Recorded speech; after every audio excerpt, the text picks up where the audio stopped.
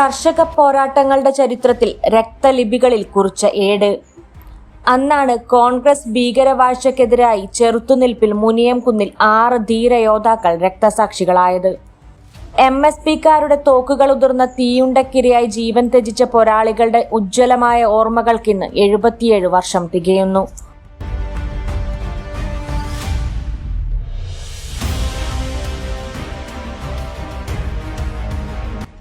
തൊള്ളായിരത്തി 48 മെയ് 1 ഈ സംഭവം നടക്കുന്നത്.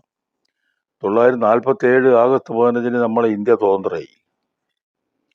അപ്പോൾ ഇന്ത്യ സ്വതന്ത്രമാകുന്നതിന് മുമ്പ് തന്നെ 945 അവസാനിച്ച 2ാം ലോകമഹായുദ്ധത്തിൻ്റെ ഒരു പാർശ്വഫലം എന്നുള്ള നിലയിൽ സാമ്രാജ്യത്വം ആകെ തകർന്ന തരിപ്പണമത്, മുതലാളിത്തം തകർന്ന തരിപ്പണമായപ്പോൾ അവരുടെ കോളനി രാജ്യങ്ങൾ അതുപോലെ പഴയതുപോലെ നിലനിർത്തി പോകാൻ ബ്രിട്ടീഷ് സാമ്രാജ്യത്തിന് കഴിഞ്ഞില്ല.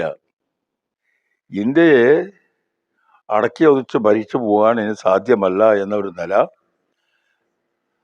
അക്കാലത്ത് വന്നു ചേരുകയും ഇന്ത്യയിലാണെങ്കിൽ വ്യാപകമായി ഉയർന്നു വന്ന കർഷക സമരങ്ങൾ, പട്ടാള കലാപം, INA കലാപം, തെലുങ്കാന സമരം, പുന്നപ്പുറ വയലാർ സമരം, അങ്ങനെ ഇന്ത്യ രാജ്യം ഒട്ടാകെ കത്തിക്കാളുന്ന സമരം നേരിടാൻ സാധിക്കാതെ ബ്രിട്ടീഷ് ഗവൺമെൻറ്റും വലയുന്ന സമയത്ത് ഉണ്ടാക്കിയ ഒത്തുതീർപ്പ് കരാർ, അതാണ് ഇന്ത്യൻ സ്വാതന്ത്ര്യം.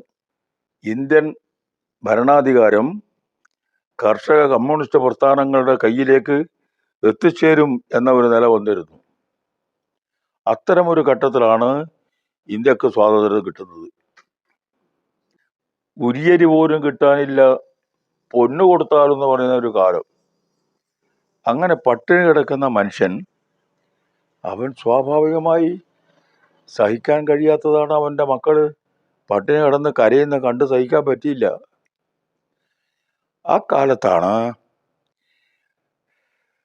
കമ്മ്യൂണിസ്റ്റ് പാർട്ടി ആലോചിക്കുന്നത്, ഇത് തുടർന്ന് പോയിക്കൂടാ, ഇതിനെ കണ്ടു നിൽക്കാൻ സാധ്യമല്ല, പട്ടിണി കിടക്കുന്ന മനുഷ്യനെ സഹായിക്കണം അതിനു വേണ്ടിയിട്ടുള്ള സമരം. ആ സമരത്തിൻ്റെ ഭാഗമാണ് മുനിയംകുന്ന് സമരം. 2ാം ലോക മഹായുദ്ധത്തെ തുടർന്നുള്ള അതിരൂക്ഷമായ ക്ഷാമത്തിന്റെയും പട്ടിണിയുടെയും കാലം. കരിഞ്ചന്തയും പൂഴ്ത്തിവെപ്പും കാരണം സാധാരണക്കാർക്ക് അരി കിട്ടാനില്ല. പയ്യന്നൂരിൽ ഈ സമരം വ്യാപകമായി. അന്ന് കോറോത്ത് ആദ്യമായി മാവില കുഞ്ഞമ്പു നമ്പ്യാരുടെ വീട്ടിൽ പോയി. പാർട്ടി തീരുമാനിച്ചത് പ്രകാരം ന്യായവിലക്ക് കുറച്ച് നെല്ല് തരണം. 12-ാം തീയതിയാണ് അവരെ വീട്ടിലേക്ക് പോകുന്നത്. ഏപ്രിൽ 12 അല്ലെ ഏപ്രിൽ 10-നോ 11-നോ അങ്ങനെയാണ്.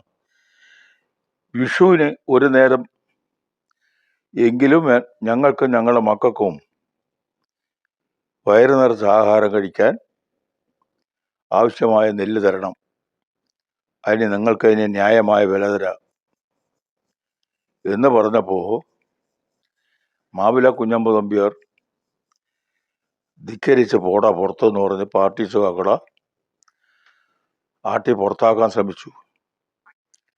അപ്പോൾ അതിനെതിരെയാണ് കർഷക സംഘം, കമ്മ്യൂണിസ്റ്റ് പാർട്ടി നേതാക്കന്മാർ കോറോത്തേക്ക് പ്രകടനം നടത്തി. പത്തായം പൊളിച്ച് നെല്ലെടുത്തു, നാട്ടുകാരെ വിളിച്ച് വിതരണം ചെയ്തു.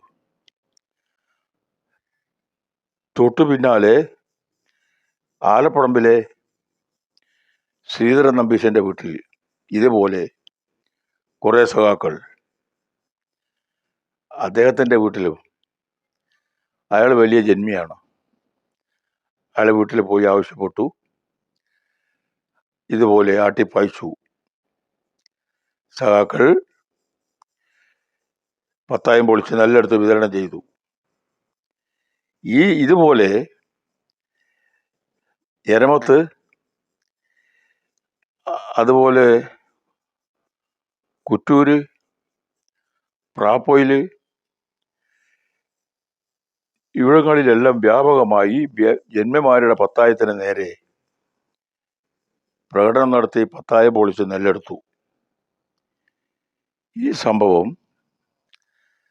നാടാകെ MSP പോലീസുകാരുടെ ആക്രമണം നരനായാട്ട് നടന്നു. അങ്ങനെ പയ്യന്നൂർ ഫർക്കയിലെല്ലാം മാത്രമല്ല, ഇന്നത്തെ കണ്ണൂർ, കാസർഗോഡ് ജില്ല, അതുപോലെ കേരളാകെ ഇത്തരത്തിലുള്ള സംഭവങ്ങൾ നടന്നു. മനുഷ്യ കശാപ്പാണ് നടന്നത്. ഭക്ഷണത്തിന് വേണ്ടി നടന്ന സമരത്തിന്റെ ഭാഗമാണ്. അങ്ങനെ മൊനയംകുന്നിൽ പോകാനുള്ള കാരണം എന്താ വെച്ചാൽ, മൊനയംകുന്ന് എന്ന് പറയുന്ന സ്ഥലം തെക്കൻ കർണാടക ജില്ലയാണ്. അന്ന് കേരളമില്ല, മദുരാശി സംസ്ഥാനമാണ്. ഇന്നത്തെ കേരളം അന്നത്തെ 3 രാജ്യമാണ്: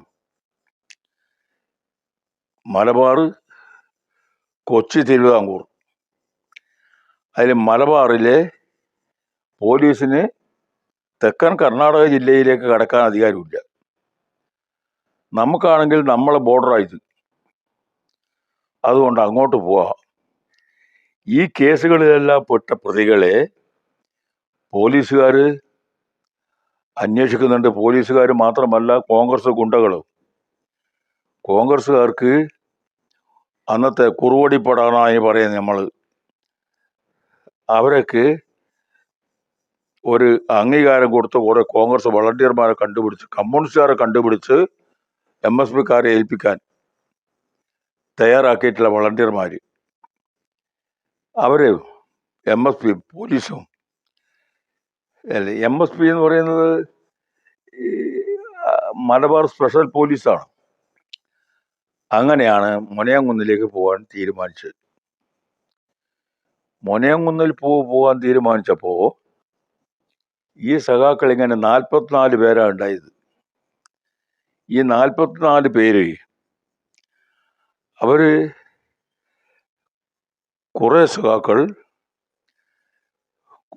മിക്കവാറും ബഹുഭൂരിപക്ഷം സഖാക്കൾ ഉണ്ടാകുന്ന ഇവരെല്ലാം അവസാന യോഗം ചേർന്നത് നമ്മളെ വൈപ്പര്യത്തെ ആ പാറയുടെ മേലെയാണ്.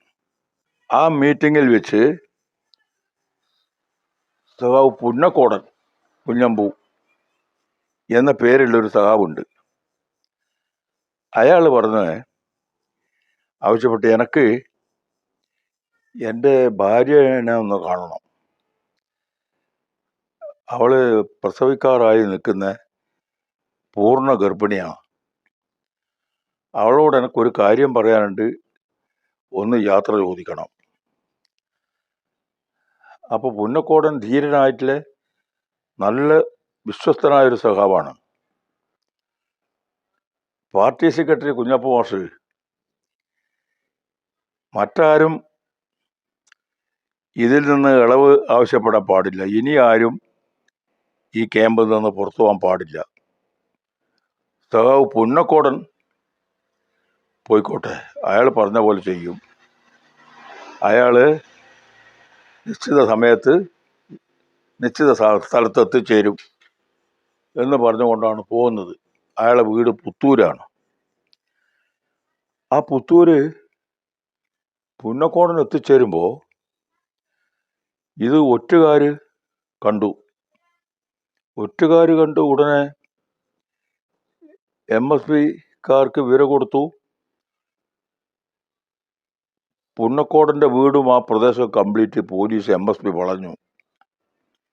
അപ്പൊ ഇതൊന്നും മനസ്സിലാക്കാൻ കഴിയാത്ത പുന്നക്കോടൻ അദ്ദേഹത്തിന്റെ വീട്ടിൽ പോയി രാത്രി ഭാര്യയോട്, പിന്നെ ഞാൻ ഇങ്ങനെ പോവുകയാണ്, അതുകൊണ്ട് നീ സമ്മതം തരണം,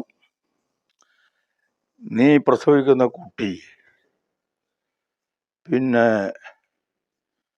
ആൺകുട്ടിയാണെങ്കിൽ ഭാസ്കർ എന്ന പേര് വിളിക്കണം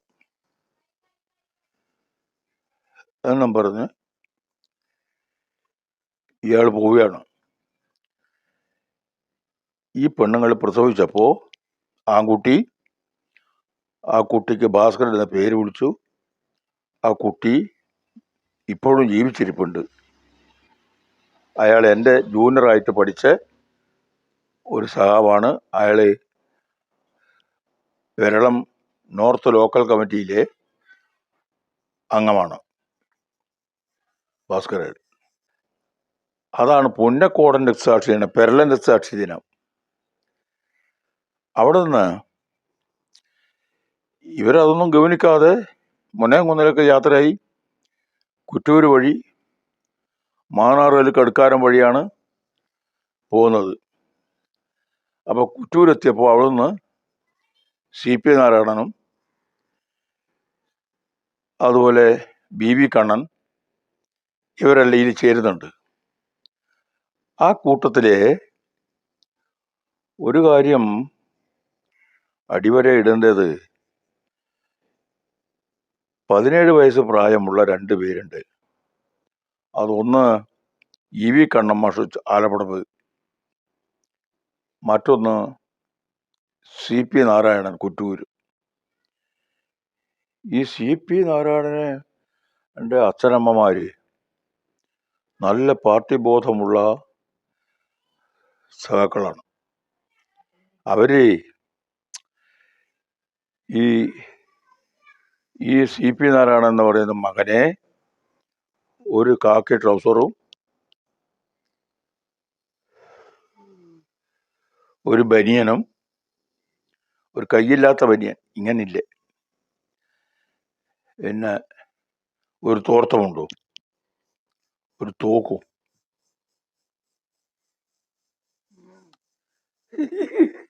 ഈ 17 വയസ്സിലെ മോനെ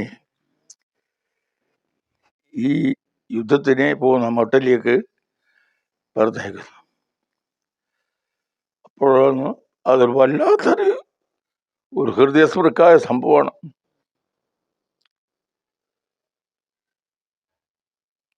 17 വയസ്സിലൊരു മോന ഇങ്ങനെ പറഞ്ഞേക്കുമ്പോൾ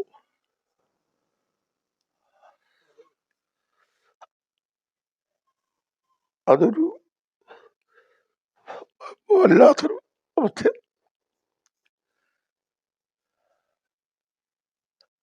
അത് ഞാനൊരിക്കല് പാടിച്ചാലിൽ ഞാനിത് പ്രസംഗിക്കുന്നു. എനിക്കിത് പറഞ്ഞ് മുൾപ്പിക്കാൻ കഴിയുന്നില്ല. എൻ്റെ മുമ്പിലിരിക്കുന്ന പെണ്ണുങ്ങൾ അവരും അതുപോലെ വല്ലാതെ കരഞ്ഞുപോയി. എന്നിട്ട് നമ്മളെ നഗരിലെ ആയിരക്കണക്കിന് ആളുണ്ട്. അവര് ആകെ നിശബ്ദമാണ്. കേട്ടില്ലേ? അത് അതിലൊരു വല്ലാത്തൊരു വൈകാരിക പ്രശ്നമുണ്ട്. കാരണം എന്ന് പറഞ്ഞാൽ ഇങ്ങനെ 17 വയസ്സുള്ളൊരു മോന ആയുധമണിയിച്ച് യുദ്ധക്കളത്തിലേക്ക് പറഞ്ഞേക്കുന്ന ഒരു അച്ഛനമ്മമാരുടെ ഒരു മാനസികാവസ്ഥ ചിന്തിക്കാൻ കഴിയില്ല. അപ്പോൾ അങ്ങനെ ഇവർ പോയി തലേ ദിവസം ചെറുപുഴ, ഇവര് നമ്മളെ ഇന്നത്തെ കുഞ്ചേഷ്ണൻ മഠമുണ്ടല്ലോ, കുഞ്ചേഷ്ണൻ നായർ, അയാളെ വീട്, അയാള് അന്ന് കമ്മ്യൂണിസ്റ്റാണ്. അയാൾ 1959 വരെ കമ്മ്യൂണിസ്റ്റാണ്. അയാളെ അച്ഛൻ മരിക്കുന്നവരെ, മനസ്സിലായില്ലേ? അയാളുടെ തോളു ചുണ്ടനാണ്, ചുണ്ടെന്ന അയാളെ അച്ഛൻ്റെ പേര്.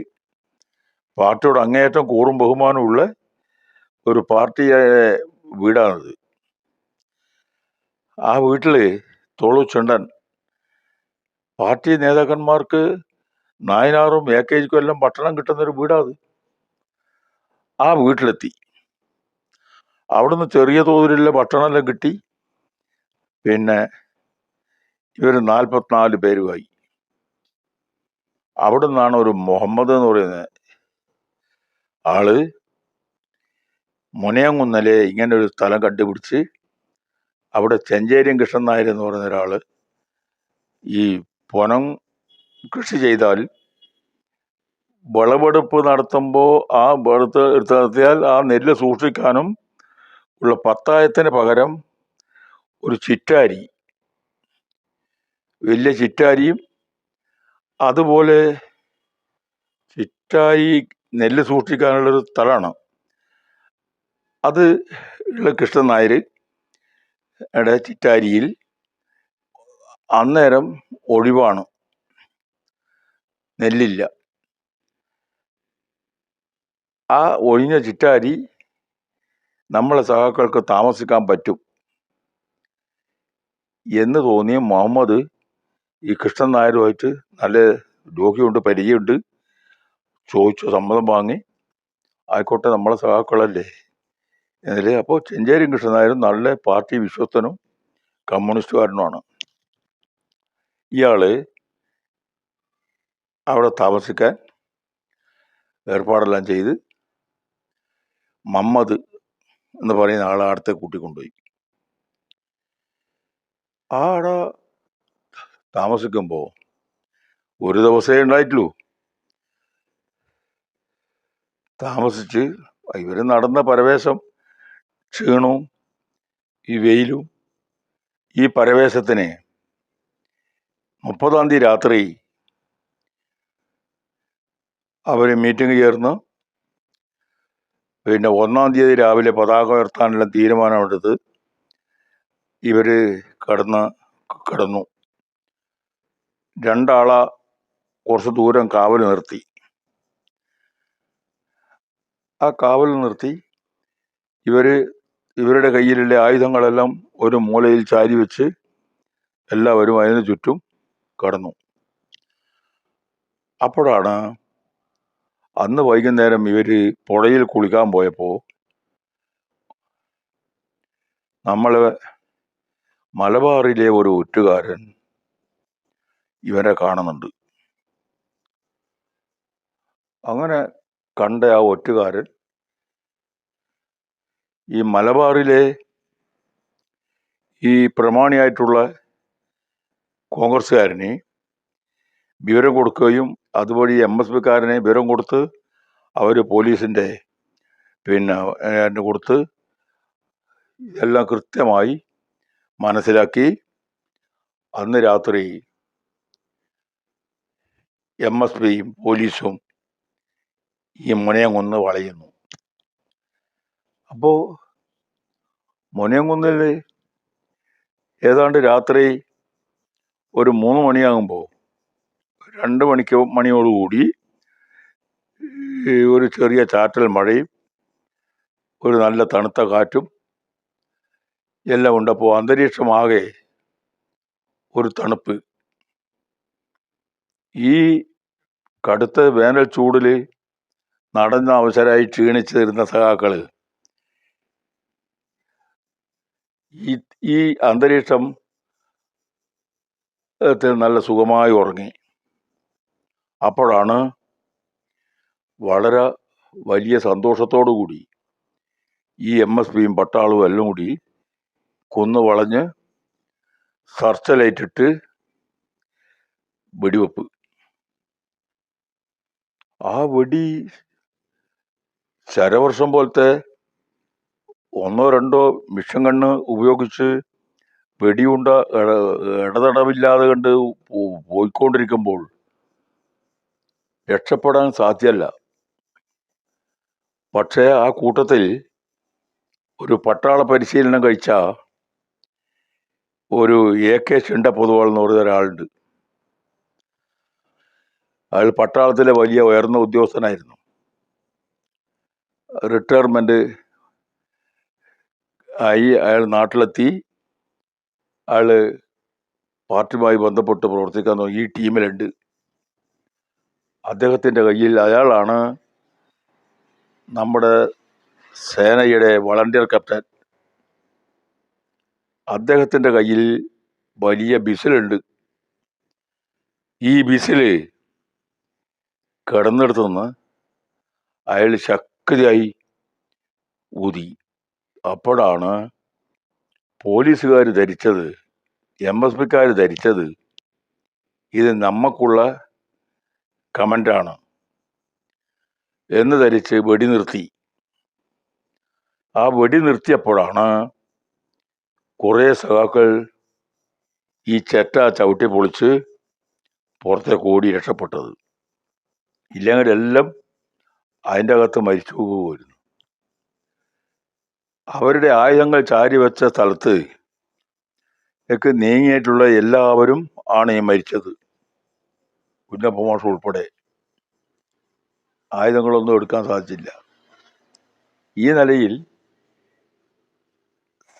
എല്ലാ ക്രമീകരണത്തിനും അതീതമായിരുന്നു ഇവരുടെ ധീരത. അവിടെ നിന്നും ഓടി രക്ഷപ്പെട്ട കുറേ ആളുകൾ ഓടിക്കൊണ്ടിരിക്കുമ്പോഴാണ് അപ്പോൾ വീണ്ടും വെടിവെപ്പ് തുടർന്നു. അപ്പോൾ കാലിനും കൈക്കെല്ലാം വെടിയേറ്റു, പള്ളക്ക് വെടിയേറ്റു. കുറേ ആൾക്ക് പിന്നെ അങ്ങനെ അംഗഭംഗം വന്നു, ഓടി രക്ഷപ്പെട്ടു. അങ്ങനെ ആ സംഭവം നടന്ന് പിന്നീട്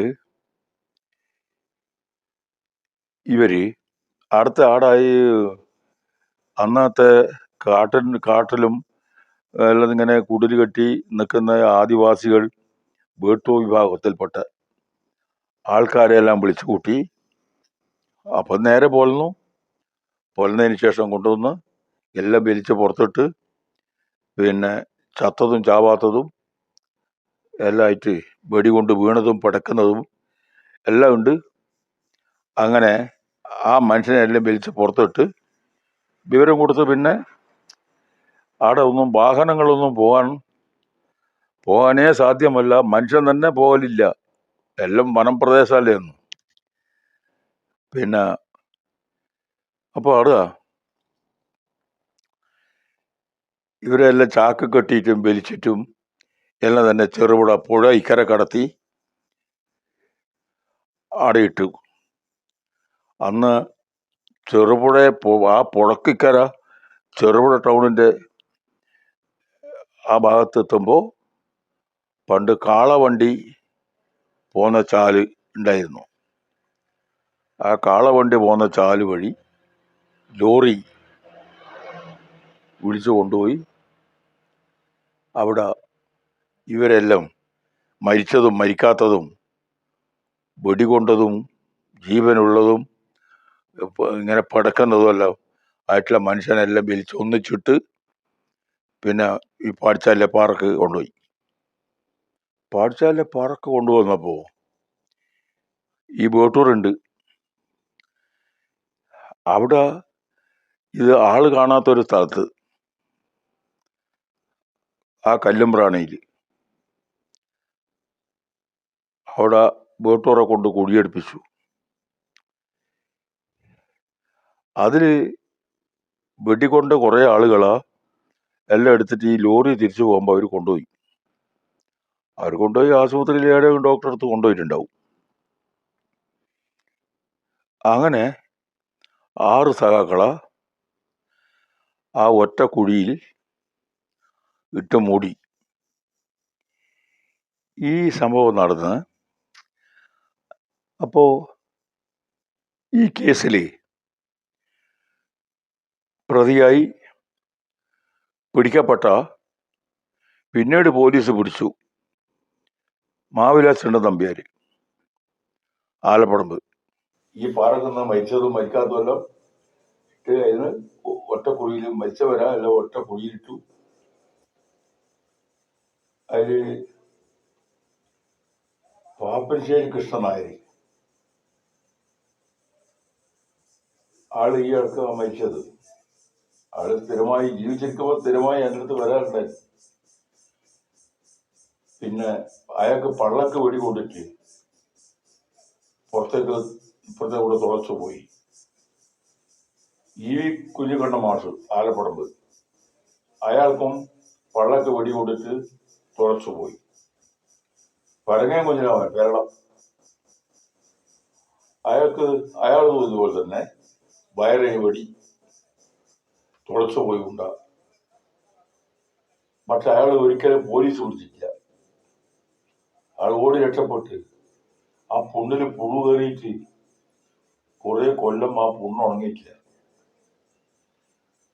അയാളെ കണ്ടത് എനിക്ക് ഓർമ്മയുണ്ട്. ആ നിലക്ക് പാവൂർ കണ്ണൻ കോറോ ആളെ കാല് മുട്ടിന്റെ അടുത്ത് മുറിച്ചു കളഞ്ഞു ഒരു കാല്. PV കുട്ടി കുണ്ടേകോല് അയാള് ഒരു ടൈലറാണ്. ഒരു കാല് ഇതുപോലെ മുറിച്ചു കളഞ്ഞു. ഇങ്ങനെ നിരവധിയായ സഖാക്കൾക്ക് അംഗവൈകല്യം വരികയും 6 പേരെ ഒരു കുഴിയിൽ സംസ്കരിക്കുകയും ഒക്കെ ചെയ്ത ഏറ്റവും ഹീനമായ ക്രൂരമായ കൃത്യമാണ് MSP പോലീസ് നടത്തിയത്. പക്ഷെ ഇത് കുഴിച്ചിട്ട സ്ഥലം പോലും ആരും കണ്ടിട്ടില്ല. ആർക്കും അറിയില്ല എവിടെയായി ഇവര് കുഴിച്ചിട്ട നില ആരും കണ്ടിട്ടില്ല. 952 അന്ന് പാടിച്ചാൽ ഒരു വണ്ണാൻ രാമൻ വൈദ്യരുണ്ട്. ഈ വണ്ണാൻ വൈദ്യരെന്നേ പറയാറുള്ളൂ. വണ്ണാൻ രാമനാണ് അയാളുടെ പേര്, രാമ വൈദ്യര്. നാട്ടിലെ എല്ലാവരും എന്ത് സൂക്കാടായാലും അയാളടുത്താണ് വരിക. അയാളും ഈ അടുത്ത കാലത്താണ് മരിച്ചത്. അവിടെ ഒരു വേട്ടു വിഭാഗത്തിൽപ്പെട്ട ഒരു മൊട്ട എന്ന് പറയുന്ന ആള് സുഖമില്ലാതെ വന്നപ്പോ ഇയാളെടുത്ത് വരുന്നത് ഒരു മരുന്ന് വാങ്ങാൻ. അപ്പോഴ് ഈ വൈദ്യർ ഈ കഥ പറയും. അപ്പൊ മൊട്ടം പറഞ്ഞു, ഇവരുടെ ശവം കുഴിച്ചിട്ട കൂട്ടത്തിൽ കുഴിയെടുക്കാനും കുഴിച്ചിടാനും എല്ലാം ഞാനുണ്ടായിരുന്നു. എന്നോട് ഇതാരോടും പറയാൻ പാടില്ല എന്നും പറന്നുപോയത് നിന്നെ കൊന്നുകളയുമെന്ന് പറയുകയും എല്ലാം ചെയ്തു. ഇതെല്ലാം കേട്ട് പേടിച്ച് ഭയന്ന് അന്ന് ഉണ്ടായിരുന്ന പലരും എവിടെയല്ലോ പോയി ഐവിനെ കണ്ടിട്ടില്ല. അത്രക്ക് ഭയന്നിട്ട് അവരുടെ നാട് വിട്ടുപോയി. ഞാൻ പോയിട്ടില്ല, ഞാൻ ഇവിടെ തന്നെ ഉണ്ടായിരുന്നു. അങ്ങനെയാണ് ഈ സ്ഥലം മൊട്ട എന്ന് പറയുന്ന ഒരാള് ഈ രാമവൈദ്യർക്ക് അപ്പൊ തന്നെ കൂട്ടിക്കൊണ്ടുപോയി എന്നെ ഒന്ന് കാണിച്ചു തരണം എന്ന് പറഞ്ഞിട്ട് ആവശ്യപ്പെട്ടതിന്റെ അടിസ്ഥാനത്തിൽ കാണിച്ചു കൊടുക്കുന്നു. രാമവൈദ്യർ ആ കാട്ടിൻ്റെ ഉള്ളിൽ ഈ സ്ഥലത്തൊരു അടയാളം വെച്ച് ആൾ പോന്നു. അപ്പൊ അങ്ങനെ 52 വരെ ഈ ദിനാചരണം നടത്താൻ ഏതെങ്കിലും സംഘടിതമായ ഒരു പാർട്ടി ഒന്നും തന്നെ ഇല്ല. അന്നും ഈ പോലീസ് നല്ലതായിട്ട് പല സ്ഥലത്തായി നടന്നുകൊണ്ടിരിക്കുന്നുണ്ട്. 952 പൊതു തെരഞ്ഞെടുപ്പ് വരെ നടക്കുന്നുണ്ട്. അപ്പോ 52 മുതൽ ഈ രക്തസാക്ഷികളുടെ ദിനാചരണം എടവരമ്പ്, ചെറുപുഴ കേന്ദ്രങ്ങളിലെല്ലാം ചില വീടുകളിൽ വെച്ച് ഇത് കിട്ടുന്ന 5 8 10 സഖാക്കളെ വെച്ചിട്ട് ഈ ദിനാചരണം, സ്മരണീയ ദിനം പിന്നെ അവര് നടത്തലുണ്ട്. ഞാൻ ലോക്കൽ കമ്മിറ്റി സെക്രട്ടറി ആയ കാലത്ത് തന്നെ വീട്ടിൽ നിന്ന് സുന്ദരയ്യ, EMS ഒക്കെ ഈ പരിപാടിയിൽ പങ്കെടുത്തിട്ടുണ്ട്. AKG, പിന്നെ VS നായനാർ, ഇവരെല്ലാം പങ്കെടുത്തിട്ടുണ്ട്. പാട്ടിയം ഗോപാൽ എല്ലാം പങ്കെടുത്തിട്ടുണ്ട്. അപ്പോൾ ഇപ്പോ അവിടെ നിന്നും കുറെ കൂടി വിപുലമായി. 1964 അവിടെ ചെറിയ സ്മാരകം ഉണ്ടാക്കി. അത് കഴിഞ്ഞ് പിന്നീട് അത് കുറച്ച് വിവരപ്പെടുത്തി. ഞാൻ സെക്രട്ടറി ആയ കാലത്ത് അതൊന്ന് വിവരപ്പെടുത്താൻ വേണ്ടി നല്ലപോലെ കുഴിയെടുത്ത് അടി കോൺക്രീറ്റ് വാർപ്പിന് വേണ്ടിയിട്ട് പണിയെടുക്കുമ്പോൾ ഒരുപാട് അസ്ഥികൾ കിട്ടി. ഒരുപാട് അസ്ഥികൾ കട്ടിക്ക് വെച്ച പോലെ ആ അസ്ഥി കിട്ടിയപ്പോൾ ഈ പഴയ കാര്യങ്ങളെല്ലാം അന്ന് എത്ര വർഷം കഴിഞ്ഞിട്ടും ഈ മൊട്ടൻ എന്ന് പറയുന്ന ആള് കാട്ടിൻ്റെ ഉള്ളിൽ ആ കൃത്യമായി ലക്ഷ്യത്തിലെത്തുകയും കുഴിച്ചു മൂടിയ സ്ഥലം കൃത്യമായി കാണിച്ചു തരാനും സാധിച്ച മൊട്ടനെ എല്ലാം പിന്നീടാണ് നമ്മൾ ആരാണ് ഏതാണ് എന്നെല്ലാം അന്വേഷിച്ച് പേര് വിവരമെല്ലാം നമ്മൾ കണ്ടെത്തുന്നത്. ഏറ്റവും ഭീകരമായൊരു സംഭവമാണ്. എന്നുവെച്ചാൽ ഏതാണ്ട് ഒരു ഗറില്ല ഫൈറ്റിങ്ങിന്റെ മോഡലാണ് നമ്മുടെ സഖാക്കൾക്ക്. അതിന് നേതൃത്വം കൊടുത്ത കുഞ്ഞപ്പ മാഷ് ഒരു വലിയ ധീരനാണ്. അയാളുടെ നേതൃത്വമാണ് ഇത്തരത്തിൽ സഖാക്കളെ തയ്യാറാക്കി കൊണ്ടുവരാൻ സാധിച്ചത്. അത് ഇപ്പോൾ ഇന്നത്തെ സംഭവങ്ങളെല്ലാം നാളത്തെ ചരിത്രമാണല്ലോ.